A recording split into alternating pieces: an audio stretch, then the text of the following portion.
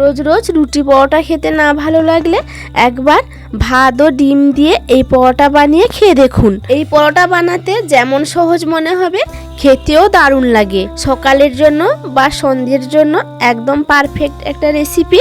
তাছাড়া এতটা মুখরোচক হবে, বাচ্চাদের বা বড়দের অফিসের টিফিনেও দেওয়া যেতে পারে। এইভাবে একবার বানিয়ে দেখুন, এটা রোজ বানানোর আবদার থাকবে। এই রেসিপিটি বাচ্চা বড় সকলেই পছন্দ করবে এবং খুবই হেলদি এবং কম তেলযুক্ত খাবার। আর এতটা ভালো লাগবে খেতে, দেখবে মনে হবে যেন একাই সব খেয়ে নিতে পারবেন। তো নমস্কার বন্ধুরা, আমি রমা। আজকে তোমাদের সঙ্গে শেয়ার করছি দারুণ এক টিফিনের রেসিপি। আজকের এই ছোট্ট চ্যানেলে সবাইকে স্বাগত জানাই। এই রেসিপিটি বানানোর জন্য বাটিতে আমি কিছুটা পরিমাণ ভাত নিয়েছি। ভাতগুলো একটা মিক্সিতে পেস্ট করে নিতে হবে। তো চলুন বন্ধুরা, আমি কিন্তু পেস্ট করে নিই। সকল বন্ধুদের বলছি ভিডিওটা কেউ স্কিপ না করে শেষ পর্যন্ত দেখার অনুরোধ রইল। যে সকল বন্ধুরা আমার চ্যানেলে নতুন তাদেরকে বলছি তাড়াতাড়ি করে আমার চ্যানেলটিকে সাবস্ক্রাইব করে আমার পাশে থাকবেন। আজকের এই পরোটা রেসিপি যদি তোমাদের খুব ভালো লাগে তাহলে বন্ধুদের মধ্যে শেয়ার করে দেওয়ার অনুরোধ রইল। আর ঝটপট করে একটা লাইক কমেন্ট অবশ্যই করবেন। তোমাদের কমেন্ট পড়তে কিন্তু খুবই ভালো লাগে বন্ধুরা। আর যে সকল পুরাতন বন্ধুরা আমার চ্যানেলে আমার রেসিপিগুলো প্রত্যেক দিন দেখো তাদেরকে অসংখ্য ধন্যবাদ। আর আজকের রেসিপিটিও শেষ পর্যন্ত দেখার অনুরোধ রইল। আর রেসিপি যদি ভালো লাগে বন্ধুদের মধ্যে শেয়ার করে একটা লাইক কমেন্ট অবশ্যই করে যাবেন। আর পাশে থাকা বেল আইকনটি প্রেস করে দিবে অবশ্যই, পরবর্তী নিত্য নতুন ভিডিও সবার আগে পৌঁছে যাওয়ার জন্য। বলতে বলতে বন্ধুরা, আমি কিন্তু সব ভাতগুলো পেস্ট করে নিয়েছি। সেই মিক্সিতে অল্প খানিকটা জল দিয়ে তারের মধ্যে দিয়ে দিলাম। চামচের সাহায্যে আমি ভাতের মাড় ও জলটাকে একসঙ্গে মিশিয়ে নিব।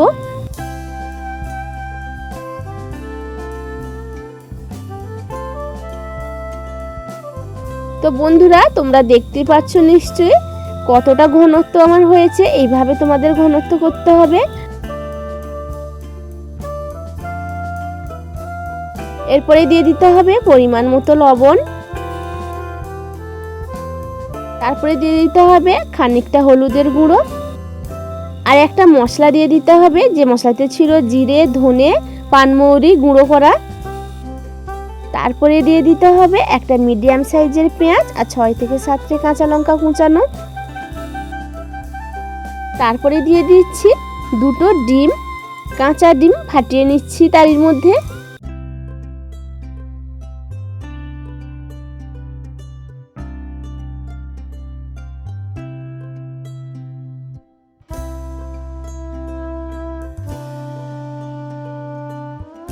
তো বন্ধুরা দেখতেই পাচ্ছ 2টো ডিম কিন্তু আমি ফাটিয়ে নিয়েছি। এরপরে সব উপকরণগুলো আমি ভালোভাবে মিক্স করে নিব। এখানটায় আমি একটা চামচ নিয়েছি, চামচের সাহায্যে মিক্স করে নিচ্ছি। হাতে একটু সময় নিয়ে 3 থেকে 4 মিনিট মতো ভালোভাবে ফিটিয়ে নিতে হবে, যাতে ডিম ও ভাতের পেস্টটা একসঙ্গে মিশে যায়।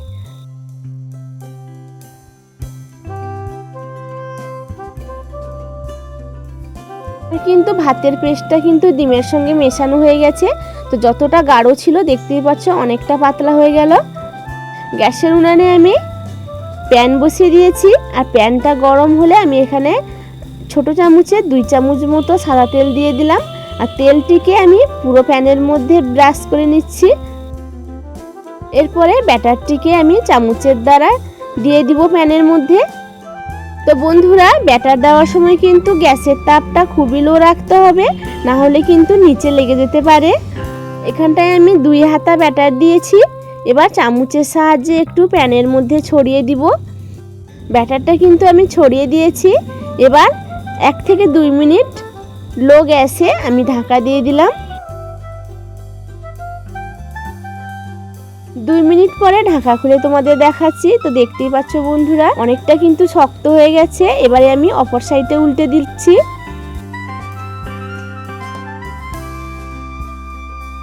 নিচের সাইডটা একটু ভাজা হয়ে এলে এরপরে আমি উপর দিয়ে একটু তেল ছড়িয়ে দিব। তো বন্ধুরা, আমি কিন্তু এখানটায় ছোট চামচের 2 চামচ মতো তেল দিয়ে দিলাম। তারপরে উল্টে পাল্টে পরোটাটিকে ভেজে নিব।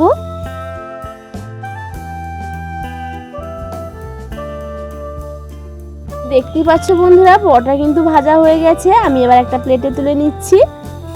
ঠিক একই পদ্ধতিতে আবারও তেল ব্রাশ করে আমি ব্যাটারগুলো দিয়ে এক এক করে পরোটাগুলো ভেজে নিব।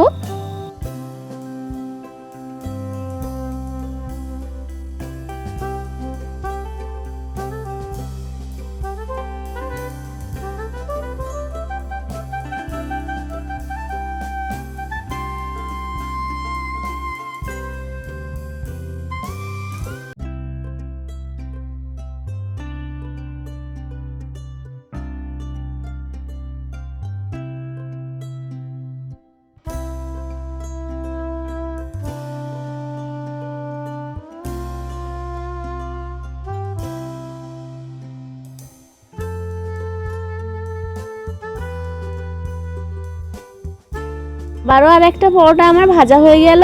এভাবে আমি এক এক করে পরোটা ভেজে নিব। তো বন্ধুরা, দেখতেই পাচ্ছ বানানো কতটা সহজ। তো তোমরা বাড়িতে অবশ্যই এই রেসিপিটি একবার ট্রাই করে দেখবে, খেতে কিন্তু অসম্ভব টেস্ট হয় বন্ধুরা।